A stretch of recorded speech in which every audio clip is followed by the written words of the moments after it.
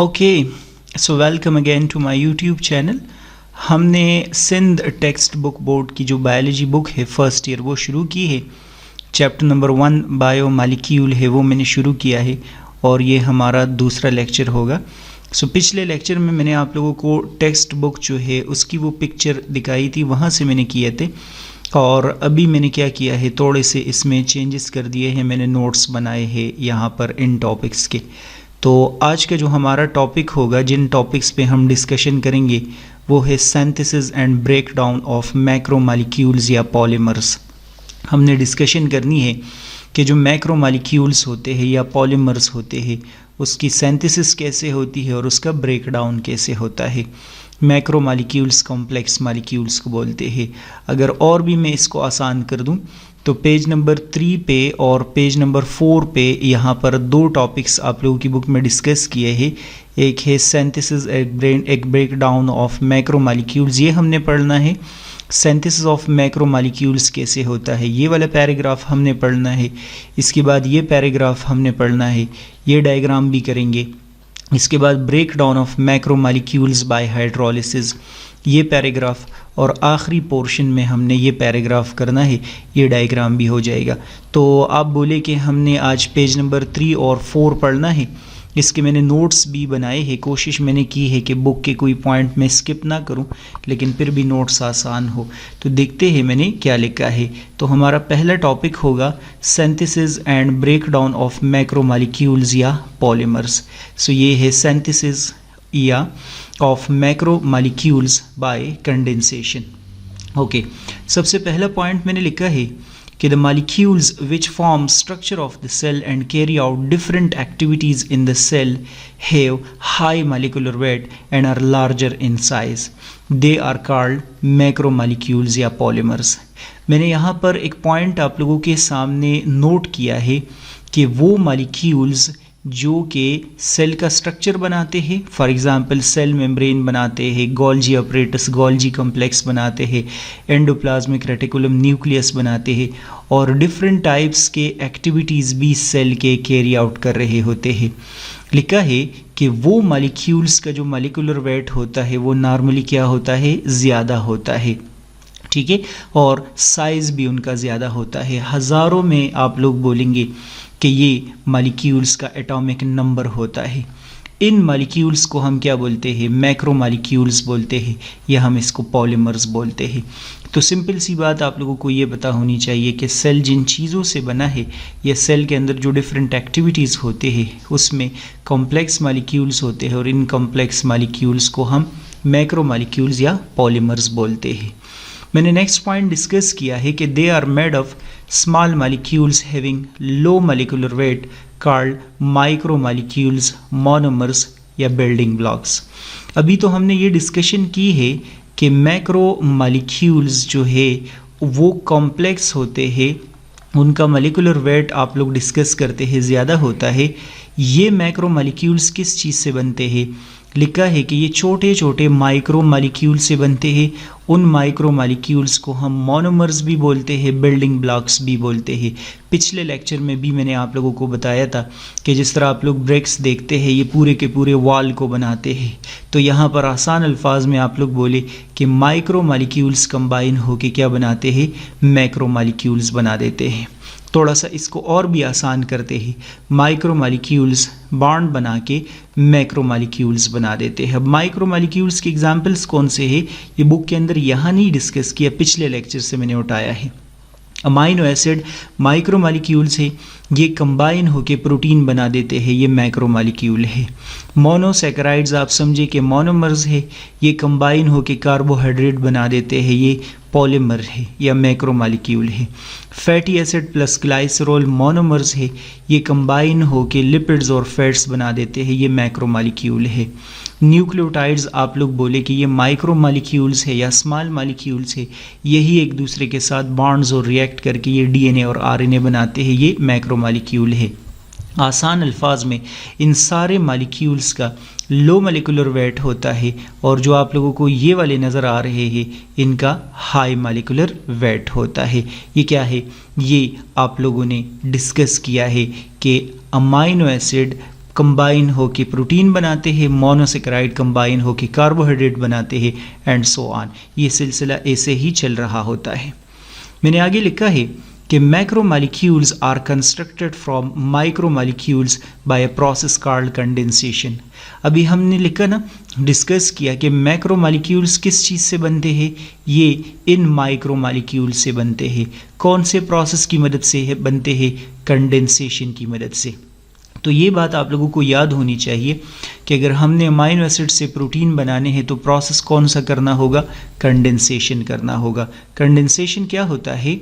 लिखा है कि during this process loss of OH from one monomer and H from another monomer takes place.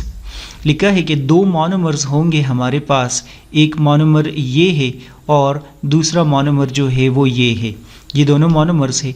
इस monomer से hydroxyl loss हो जाएगा और इस वाले मोनोमर से हाइड्रोजन लॉस हो जाएगा। ये देख ले, यहाँ से हाइड्रोक्सिल लॉस हो जाएगा और यहाँ से हाइड्रोजन लॉस हो जाएगा। जब यहाँ से हाइड्रोजन और हाइड्रोक्सिल लॉस हो जाएगा तो आगे डिस्कस किया है water molecule is lost in this process and covalent bond is formed between two monomers। ये OH और H एक दूसरे से डिलीट हो जाएंगे और इन दोनों के बीच में यहाँ पर बॉन्ड बन जाएगा, कोवेलेंट बॉन्ड बन जाएगा। तो ये देख ले, वाटर मॉलिक्यूल यहाँ से डिलीट हो गया और इस मोनोमर एंड इस मोनोमर के बीच में क्या बन गया? यहाँ पर एक कोवेलेंट बॉन्ड जो है वो फॉर्म हो जाता है। आगे मैंने डिस्कस किया है कि condensation is also called dehydration synthesis and is similar in almost all organisms. Condensation को हम डिहाइड्रेशन सिंथेसिस इस वजह से बोलते हैं क्योंकि आप लोग डिस्कस करेंगे इसमें लॉस ऑफ वाटर मॉलिक्यूल हो रहा होता है, वाटर डिलीट होता है। और अगर हम बैक्टीरिया के अंदर देखें, प्लांट के अंदर देखें, फंजाई में, ह्यूमन में, तमाम ऑर्गेनिजम्स में कंडेंसेशन प्रोसेस एग्जैक्ट यही होता है, सेम पैटर्न इसका होता है। This process utilise both energy and enzymes. वैसे एनर्जी और एंजाइम्स तो जाहिर सी बात है सारे प्रोसेस में यूज़ होंगी। मैंने डायग्राम की मदद से यहाँ पर कोशिश की है, ये देख ले, ये आपको एक मोनोमर नज़र आ रहा है और ये दूसरा मोनोमर नज़र आ रहा है। इन दोनों के बीच में आप लोग देख ले यहाँ पर रिएक्शन हो जाएगा। सो इस मोनोमर के पास हाइड्रोक्सिल होगा, इस मोनोमर के पास हाइड्रोजन होगा। ये दोनों एक दूसरे के साथ रिएक्ट कर जाएंगे। तो जब ये रिएक्ट कर जाएंगे तो आप देखना वाटर मॉलिक्यूल क्या हो जाएगा? ये लॉस हो जाएगा। वाटर मॉलिक्यूल लॉस हो गया और इन दोनों के बीच में बॉन्ड बन जाएगा। तो ये देख ले, इन दोनों के बीच में बॉन्ड बन गया। तो समझे माइक्रो मॉलिक्यूल्स मैक्रो में कन्वर्ट हुआ है, मोनोमर्स पॉलीमर में कन्वर्ट हो गया है। इस प्रोसेस को हम क्या नाम देते हैं? इसको हम कंडेंसेशन नाम देते हैं। सो मैं इस पेज को समराइज कर देता हूँ, ज़रा गौर से सुन ले। कंडेंसेशन प्रोसेस कौन सा होता है? ये एक ऐसा प्रोसेस होता है जो कि मोनोमर्स को पॉलीमर्स में कन्वर्ट करते हैं, पहली बात। दूसरी बात आप लोगों ने याद रखनी है कि इस प्रोसेस में वाटर मॉलिक्यूल लॉस हो रहा होता है। तीसरी बात आप लोगों ने याद रखनी है कि इसको डिहाइड्रेशन सिंथेसिस बी कहा जाता है। फोर्थ बात आप लोग याद रखेंगे कि इसमें एनर्जी भी चाहिए होती है और एंजाइम भी इस प्रोसेस के लिए रिक्वायर्ड होते हैं। ठीक है, ये आसान है। तो तभी लिखा है कि synthesis of macromolecule occur by condensation, कि मैक्रोमॉलिक्यूल बनाना है तो कंडेंसेशन प्रोसेस करना पड़ेगा। ठीक है, सो सेल के अंदर नॉर्मली ये होता है। मैं एग्जांपल्स आप लोगों को आगे दूंगा। आगे जो डिस्कशन की है ये डायग्राम आप लोग ज़रा अपनी बुक के अंदर देख ले। ये डायग्राम में अगर आप लोग नोट करेंगे तो ये एक मोनोमर आपको नज़र आ रहा है और ये दूसरा मोनोमर आपको नज़र आ रहा है। इसके पास हाइड्रोक्सिल हाइड्रोजन है, इसके पास भी हाइड्रोक्सिल और हाइड्रोजन है। दोनों में आप लोग देख ली रिएक्शन हो जाएगा। रिएक्शन के रिजल्ट में ये मॉलिक्यूल यहाँ से लॉस हो जाएगा। तो ये क्या है? H2O।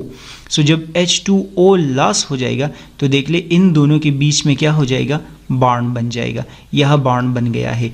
तो ऊपर वाले जो मोनोमर्स है वो किस चीज़ में कन्वर्ट हो गए हैं? पॉलीमर्स में। चूँकि ये डायग्राम समझना थोड़ा सा मुश्किल है तो इस वजह से मेरे वाला डायग्राम आप लोग बना सकते हैं, कोई प्रॉब्लम नहीं है। पेपर में ये ड्रा कर ले, इसी circle and so on. Okay हाँ, सिर्फ एक चीज़ यहाँ नोटबुक में ये कर दे कि वाटर मॉलिक्यूल यहाँ से लॉस कर दे और यहाँ पर हाइड्रोक्सिल, यहाँ हाइड्रोजन और इन दोनों के बीच में रिएक्शन आप करवा दे। तो ये है कंडेंसेशन। आगे बढ़ते हैं, break down of macro molecules by hydrolysis. अब देखते हैं, हमने ये तो पढ़ा कि मोनोमर्स कंबाइन हो के पॉलीमर तो बना देते हैं। ये देखते हैं कि पॉलीमर्स जो है वो मोनोमर्स कैसे बनाते हैं। तो लिखा है कि मैक्रो मॉलिक्यूल्स का जो ब्रेक डाउन है वो कौन से प्रोसेस की मदद से होता है? हाइड्रोलिसिस की मदद से। कॉम्प्लेक्स मॉलिक्यूल हाइड्रोलिसिस की मदद से ब्रेक करते हैं। मैंने नोट किया है कि hydrolysis is a process in which macro molecules are broken into micro molecule by addition of water.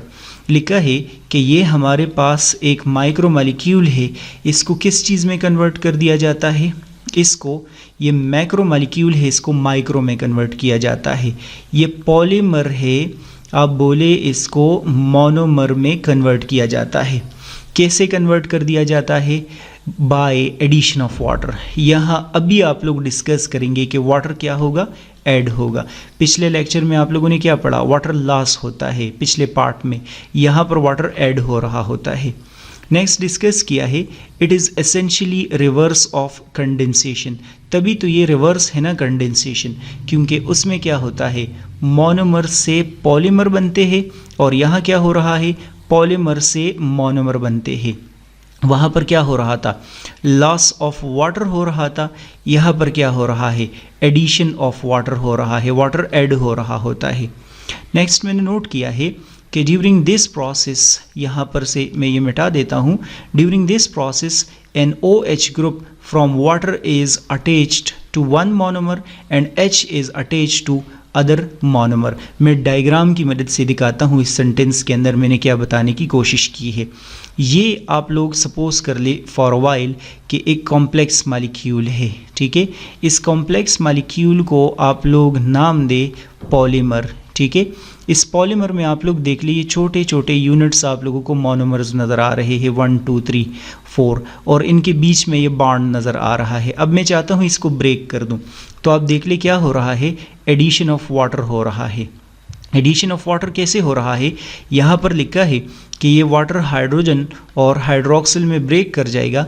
Hydrogen आके एक मोनोमर के साथ अटैच हो जाएगा, ये देख लो इसके साथ अटैच हो गया, और हाइड्रोक्सिल इस मोनोमर के साथ अटैच हो जाएगा और बॉन्ड इसके बीच में ब्रेक कर जाएगा। तो हाइड्रोलिसिस की मदद से ब्रेक डाउन होता है और कंडेंसेशन की मदद से सिंथेसिस होता है। हाइड्रोलिसिस में वाटर ऐड होता है, कंडेंसेशन में वाटर लॉस हो रहा होता है। हाइड्रोलिसिस में एनर्जी रिक्वायर्ड होती है और हाइड्रोलिसिस में एनर्जी जो है वो रिलीज़ होती है और कंडेंसेशन में एनर्जी स्टोर होती है। लिखा है in this process bond is broken between monomer in macro molecule and energy is released. यहाँ से क्या होगा? एनर्जी रिलीज़ होगी जो कि इस प्रोसेस को यूटिलाइज करने में चलाने में काम आएंगी, ठीक है। सो ये सिंपल सी बातें हैं, बस इसको अगर आप लोग आसान कर दे तो आप बोले कि कंडेंसेशन क्या कर रहा है? बॉन्ड बना रहा है, और हाइड्रोलिसिस क्या कर रहा है? ये बॉन्ड ब्रेक कर रहा है। कंडेंसेशन में वाटर आप लोग बोलते हैं कि ये क्या हो रहा होता है? ये रिलीज़ होता है, और हाइड्रोलिसिस में आप लोग बोलेंगे कि वाटर ऐड हो रहा होता है। कंडेंसेशन में आप लोग बोले कि मोनोमर से पॉलीमर बनते हैं, और हाइड्रोलिसिस में आप लोग बोले कि पॉलीमर से मोनोमर बनते हैं। नेक्स्ट पॉइंट आप लोग डिस्कस कर ले कि कंडेंसेशन में आप लोग बोलेंगे कि एनर्जी स्टोर्ड होती है, और हाइड्रोलिसिस में आप लोग डिस्कस करेंगे कि एनर्जी रिलीज्ड होती है। ये जो 2 पेजेस डिस्कशन आप लोगों ने की है, इन 2 पेजेस में यही सारी की सारी डिस्कशन है। थोड़ी सी बातें और भी है, एग्जाम्पल्स वगैरह, तो आप लोग यहाँ ज़रा देख लें।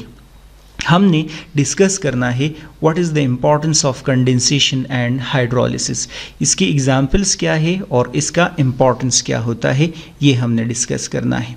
सो लिखा है कि condensation and hydrolysis are types of reaction and they occur in body regularly. Condensation और हाइड्रोलिसिस आप लोगों ने पढ़ा ना कि ये 2 रिएक्शन के टाइप्स है, और जाहिर सी बात है कि पूरे सेल में, पूरी बॉडी में मुसलसल अकर हो रहे होते हैं। Digestion of food in stomach and intestine occur with the help of hydrolysis. इस सेंटेंस के अंदर आपको ये बताने की कोशिश कर रहे हैं कि हाइड्रोलिसिस होता किधर है। तो लिखा है कि हमारे स्टमक में और हमारे इंटेस्टाइन में फूड का ब्रेक डाउन होता है ना, फूड का डाइजेशन होता है। तो कौन से प्रोसेस की मदद से ये डाइजेशन अकर हो रहा होता है? हाइड्रोलिसिस की मदद से। सपोज करते हैं इंटेस्टाइन में प्रोटीन आते हैं, वो प्रोटीन कन्वर्ट होते हैं अमाइनो एसिड में। कौन से प्रोसेस की मदद से? हाइड्रोलिसिस की मदद से। सो डाइजेशन एग्जाम्पल है हाइड्रोलिसिस का। नेक्स्ट लिखा है कि when these food substances are absorbed are carried by the blood. जब डाइजेशन अकर होगा ना, तो जाहिर सी बात है कि जितना भी फूड डाइजेस्ट होगा वो एब्जॉर्ब हो जाएगा और ब्लड की मदद से हर एक सेल के अंदर पहुंचाया जाएगा। सपोज करते हैं यहाँ अमाइनो एसिड्स जो है वो बन गए। अब ये वाले अमाइनो एसिड्स यहाँ पर इस सेल के पास आ जाएंगे। लिखा है it again form macromolecule by condensation. यही अमाइनो एसिड्स इस सेल के अंदर आ जाएंगे और फिर से क्या करना शुरू कर देंगे? कंडेंसेशन की मदद से मैक्रोमॉलिक्यूल या प्रोटीन बनाना शुरू कर देंगे। तो डाइजेशन की मदद से हाइड्रोलिसिस हो गया और सेल के अंदर जब इन्हीं चीज़ों से वापस कुछ बनता है तो वो क्या होगा? वो कंडेंसेशन होगा। नेक्स्ट डिस्कस किया है कि in autotrophic organisms inorganic minerals are assembled to form monomers which in turn form polymers in source and sink. आप लोग बोलेंगे ये फोटोसिंथेसिस की तरफ इशारा कर रहे हैं। प्लांट में आप लोग याद रखेंगे कि सोर्स नॉर्मली हम किस चीज़ को बोलते हैं? लीफ को बोलते हैं। आप लोग देखें ना कि लीफ के अंदर क्या होता है? लीफ के अंदर CO2 प्लस H2O एक दूसरे के साथ कंबाइन होते हैं और C6H12O6 ग्लूकोज बनाना शुरू कर देते हैं। सो लिखा है इनऑर्गेनिक मिनरल्स। इनऑर्गेनिक मिनरल्स कौन कौन से हैं? CO2 प्लस H2O असेंबल होके क्या बनाते हैं? मोनोमर। मोनोमर क्या चीज़ है? Glucose. Which in turn form polymers. यही ग्लूकोज कंबाइन होंगे और आगे जाके सुक्रोज और स्टार्च बना देंगे। और ये बनता कहाँ है? तो ये नॉर्मली सोर्स के अंदर बनता है। और सोर्स अगर आपसे कोई पूछता है कि कौन से रीजन को बोलते हैं, आप बोलेंगे प्लांट में लीफ को बोलते हैं। सिंक जो है वो नॉर्मली हम स्टेम और रूट्स को बोलते हैं। वहाँ से फूड अक्सर क्या हो रहा होता है? डिस्ट्रीब्यूट हो रहा होता है।